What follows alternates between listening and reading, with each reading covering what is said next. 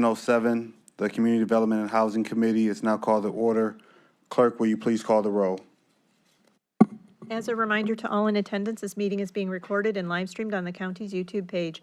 Calling the roll, Mr. Hauser. Here. Mr. Jones. Mr. Jones is absent at the moment. Mr. Kelly. Here. Mr. Schlepper. Mr. Schlepper is absent at the moment. Ms. Simon. Here. You have a quorum, and let the record reflect that Council President Miller is also in attendance. Clerk, is there any public comment? Yes, Mr. Chair. Jeanette Wright.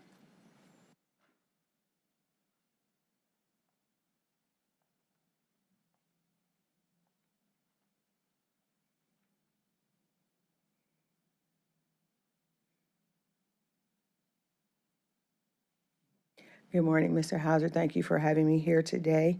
I first would like to start to say I am a member of your district, so I appreciate you and all that you do for our district and for our county. I would like to say, however, I do stand here in opposition to the ordinance. I don't stand in opposition until what the ordinance wants to accomplish, however, the ordinance itself. My reasons being 5 of the 8 municipalities with pay-to-stay ordinances are in the top 9 for having the largest rental populations in Cuyahoga County. Cleveland has had the ordinance since 2022, and I wonder, have those results been reviewed? If so, if they are effective, why does the county find the need to duplicate the effort? If they are ineffective, what challenges have been presented and have those been addressed? We need programs that are proactive and not reactive. Why should tenants and property owners be only afforded the possibility of help at the last possible moment? Tenants with an eviction filing are still stigmatized when it comes to applying for future opportunities. I would encourage you all not to add another ordinance to prevent, but to instead enhance or create programs to resolve these issues, such as focusing on home ownership, education, and funding, job creation and retention with livable wages. Renters are cost burden, and we know that the wealth of a homeowner is 10 times that of a renter, and that there is nearly a 30% gap in home ownership between Black and white populations.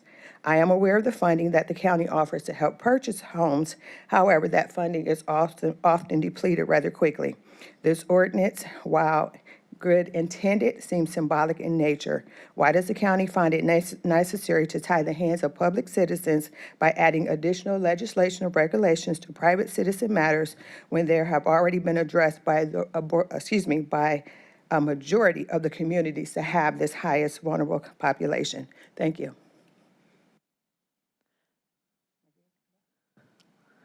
And Mr. Chairman, that concludes our public comment for today.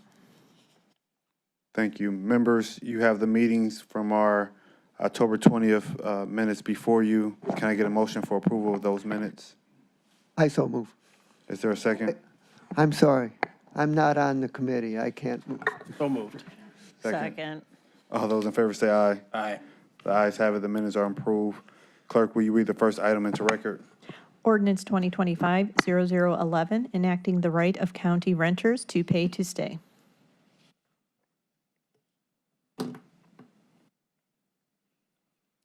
Is anyone here to speak to the item? Mr. Chairman. Yep.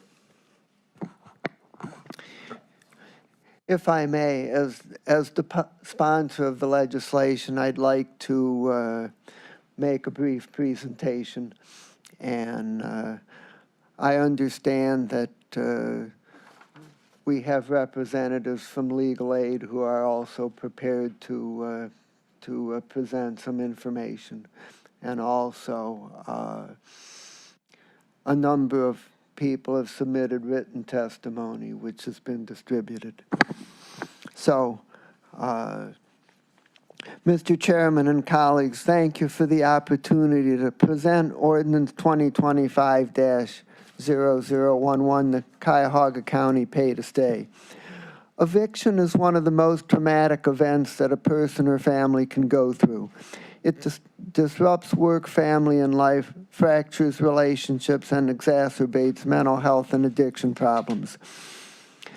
To promote the health, economic success, and well-being of our community, it is essential that we do everything possible to eliminate unnecessary evictions. Unfortunately, Ohio is not a tenant-friendly state. It is one of only 5 states in which a person can be evicted for being a day late and $1 short on their rent. A tenant can pay the rent a day late, but the landlord may refuse the payment. And so that's what this legislation is to deal with. Pay to stay is designed to prevent unnecessary evictions due to non-payment of rent. The legislation provides that a tenant who pays rent that is owed plus reasonable late fees prior to when a judgment for eviction is made. Such payment shall be an affirmative defense against eviction. It also provides that if a tenant makes such payment when an eviction order has been made but not yet executed, the eviction order will be vacated and the tenant will be allowed to stay. Reasonable late fees for any month are defined as the greater of $25 or 5% of the rent amount. And the legislation explicitly states that it affects no aspect of the eviction process other than cases involving rent payment. I had initial conversations about pay to stay about 5 years ago, but at that time there were no municipal ordinances in Cuyahoga County. I felt that it would be better for municipalities to adopt ordinances that set a pattern. 8 municipalities in Cuyahoga County have now passed pay to stay. Cleveland, Cleveland Heights, Euclid, South Euclid, Lakewood, Maple Heights, Newburgh Heights, and Warrensville Heights. These ordinances are very similar but vary on some details. The municipal ordinance has already covered a large portion of the county's rental population.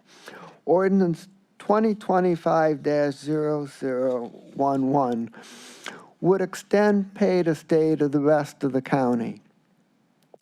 Municipal legislation takes priority over county legislation. So any municipal pay to stay ordinance would take precedence on details. So in response to what was presented in the public comment, it would not provide any further burden or any impact on the communities that already have pay to stay, because their ordinance would continue to operate and it would not affect it. It would only affect those not currently covered. We sent information on this legislation to the mayors and council presidents of all of our communities. One responded saying that they would prefer us not to get involved as they see this as their domain. But we did not hear similar concerns from anyone else. If this legislation passes, any community that does not approve may either pass their own version or they may pass a resolution to opt out entirely. We received a letter of support from Lakewood Judge Tess Neff and some other written testimonies that has been circulated, and we also have representatives here from Legal Aid who are here to testify if the chair would recognize them.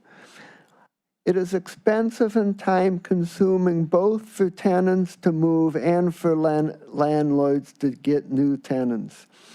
Pay to stay benefits both parties. I ask for your support of Ordinance 2025-0011. Thank you, Mr. Chairman. Thank you for that background, Council President. If anyone is here to speak to this ordinance, I'm happy for them to come up now.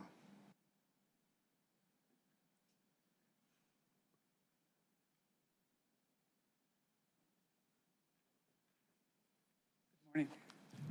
Thank you, Mr. Chairman, Council President. My name is Barbara Reisloff, and I'm a supervising attorney with the Legal Aid Society of Cleveland. Thank you for giving us a chance to come and speak in favor of pay to stay. I wanted to address a couple things that were raised earlier. There is not a way to track the number of pay to stay cases that have gone through the Cleveland court. That's where I primarily practice. But anecdotally, I would say in 6,000 evictions, maybe 1%, maybe, it's a small number of cases for which pay to stay will impact the case. And it's important to know that because these are a small group of tenants who need some help and a second chance. This isn't designed to keep tenants who are 18 months behind in the rent in their properties, or tenants who are breaking their leases, by harassing the neighbors or, throwing garbage around. This is a very small group of tenants who have fallen behind in their rent, who need a chance to catch up. In Ohio, a tenant can miss a benefit check or a paycheck, can be delayed by 2 days. Your rent is late by a day, your landlord can file an eviction. And people will say, well, landlords won't do that. They do, for lots of reasons. I don't think it's necessarily bad intention. I think sometimes the ball gets rolling and they don't know how to stop it. I think attorneys don't necessarily want people to settle things out of court. I think landlords are just not educated about how to do that. But pay to stay will give those tenants who are just a little bit behind a chance to catch up. It benefits the landlord who gets made whole because they get their court costs, rent, late fees paid, benefits the tenant because they're not moving. Landlord's not paying to turn over the unit, and it benefits the county because having people not become homeless reduces the burden on county services. Somebody mentioned she mentioned home ownership. Not everyone's designed to be a homeowner. Not everyone's in a place to be a homeowner. Not everyone can afford it. It's not right for everyone. I worked at the housing court for nearly 30 years and saw lots of people who owned houses who really didn't have the income to support it. And so we should not discourage people from being tenants and tell them they should be homeowners. We should be realistic about what people can afford to do. I believe it's within the county's purview to do this. I don't believe it impacts the jurisdiction of the court in the way that some folks have, sort of fashioned it. There are lots of defenses that lead the court to find it has no jurisdiction. This is one more affirmative defense that a tenant could raise. It will not revolutionize landlord-tenant law, but it will help a very specific set of people, a very specific subset of tenants being evicted who need a little bit of extra help right now. I'm happy to answer any questions. Any questions from our committee?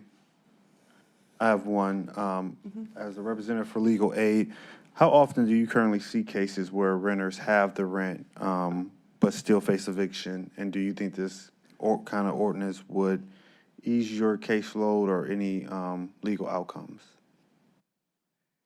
It would ease the caseload, although not hugely, because tenants often decide they'd rather move than stay.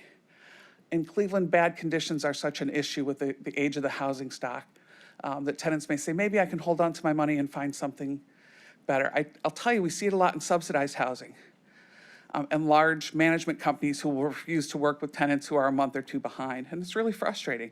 A lot of elderly people who are getting monthly benefit checks and say, I can catch up in 3 months or 2 months, and the landlord will say no. Or I have all the money and they won't take it. So we do see it.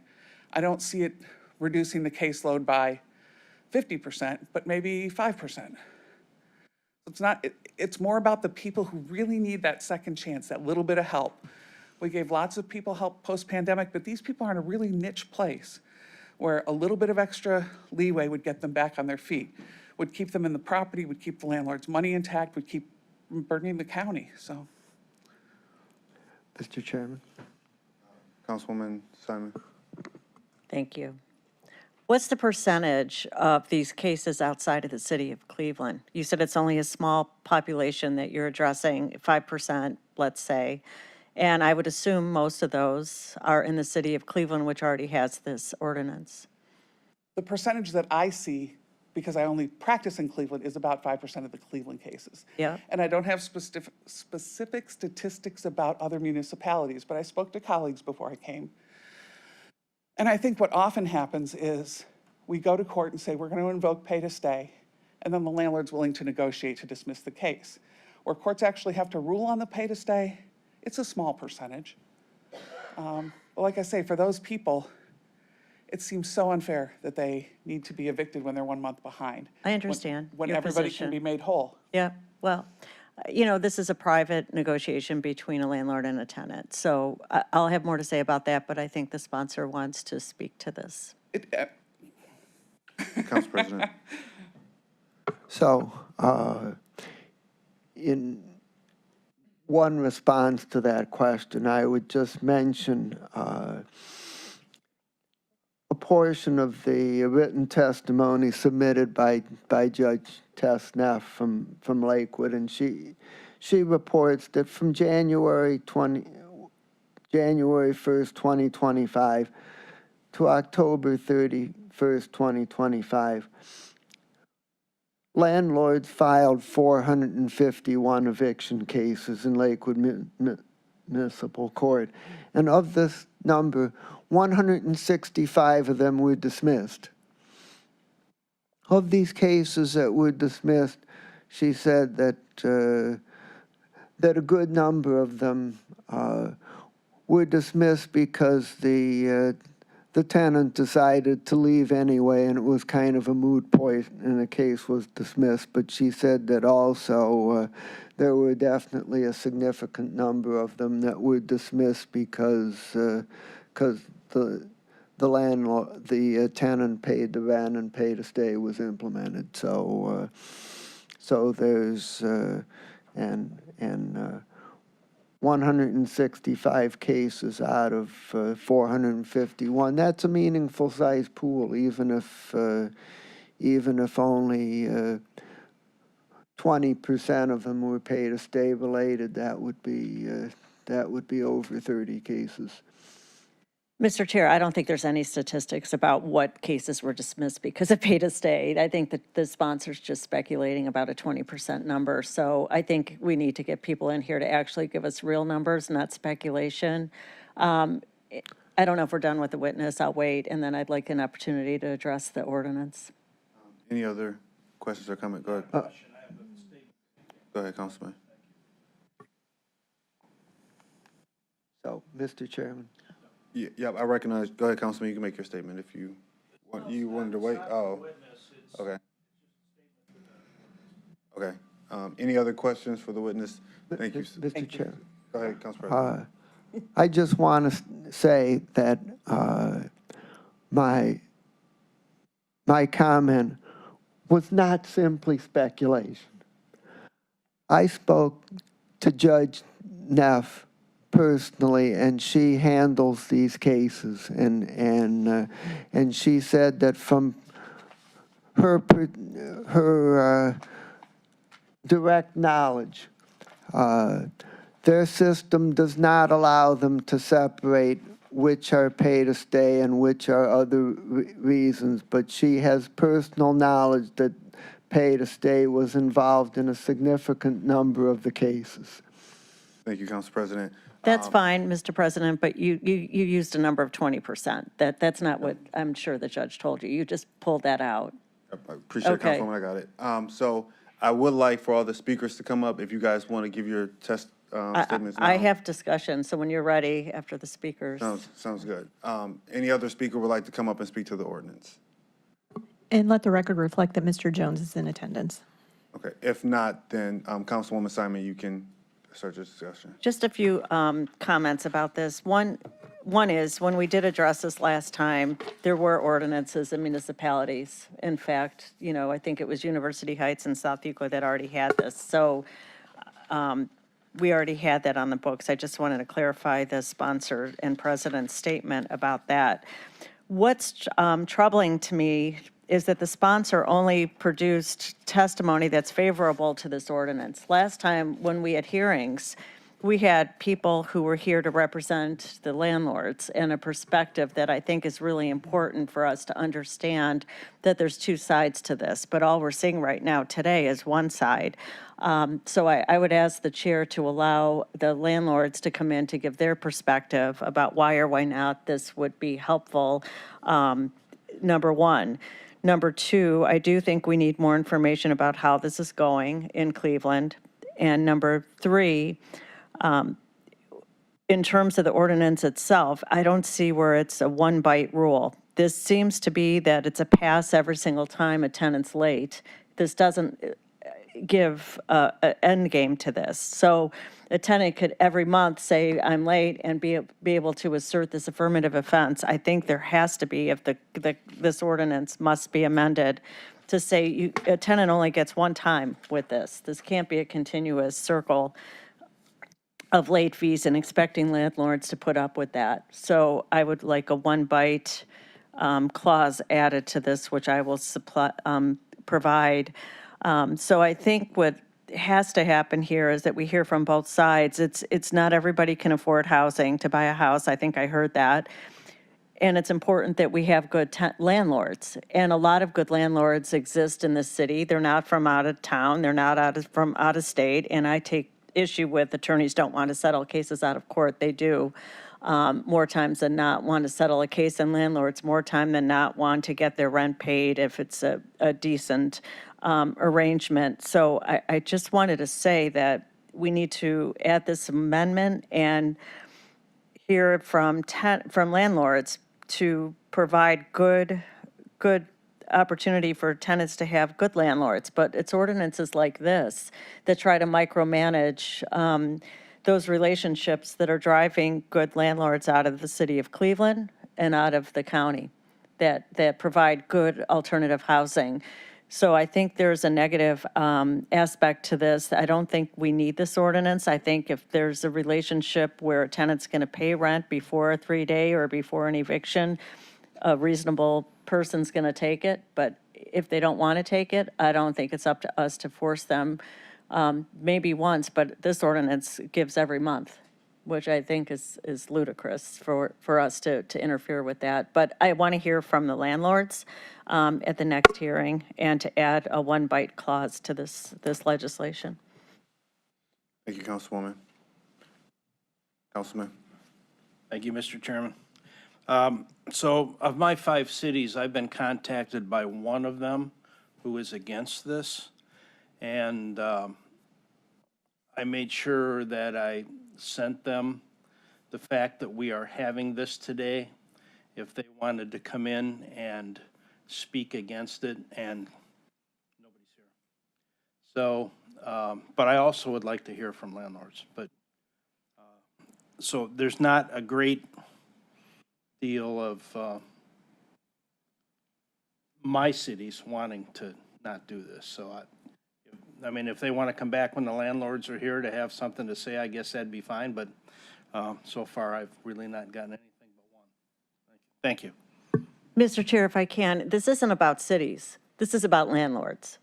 You know, really, at the end of the day, the cities are busy. They're not going to interfere with a court proceeding and private landlord-tenant relationships. This is about tenants and it's about landlords. And we're missing the biggest elephant in the room are the landlords. And they were here last time, and I'm not sure they were given an opportunity to come in because I think they would appreciate that. And so that's what I think we need to hear from. I'm not concerned about the cities. May I respond to that? Yep, go ahead. So the call I got from one of my cities was stay out of our business. And that's, you know, I told them if they want to come here and speak against it, if their law department ever has to get involved or anything else, they're not here, so. Yeah, that's what I mean. That's a different sentiment. Mr. Chairman, Council President. I have no need or desire that this legislation has to pass today. I think that I anticipated there would be further discussion, and I don't have any problem whatsoever with reaching out to the landlords and also having a hearing where all the municipalities are notified of the date and time of the hearing, and just let everyone who has anything to say about this to come in and say it, and I'm totally good with that. Thank you, Council President. Any other comments? Thank you, Mr. Chair. I remember our last hearing on the matter, and now we're here discussing it again. I appreciate everything that I'm hearing. I'm actually still listening, and I look forward to hearing from the landlords as well to get both sides. So I'm looking forward to the further discussion and continuation of this committee meeting. Thank you. Thank you, Councilman. Any other discussion, comments? If not, I think this would makes sense to hold this for another meeting so we can get both perspectives. We thank our speakers for coming in today. I don't think we need a motion to hold it. You don't need a motion. You can just say if there's no objection, we'll hold it. Sounds good. If there's no objections, then we will hold this for another meeting. Is there anything else on the agenda today? No, that concludes our matters referred. Seeing none, this meeting is adjourned.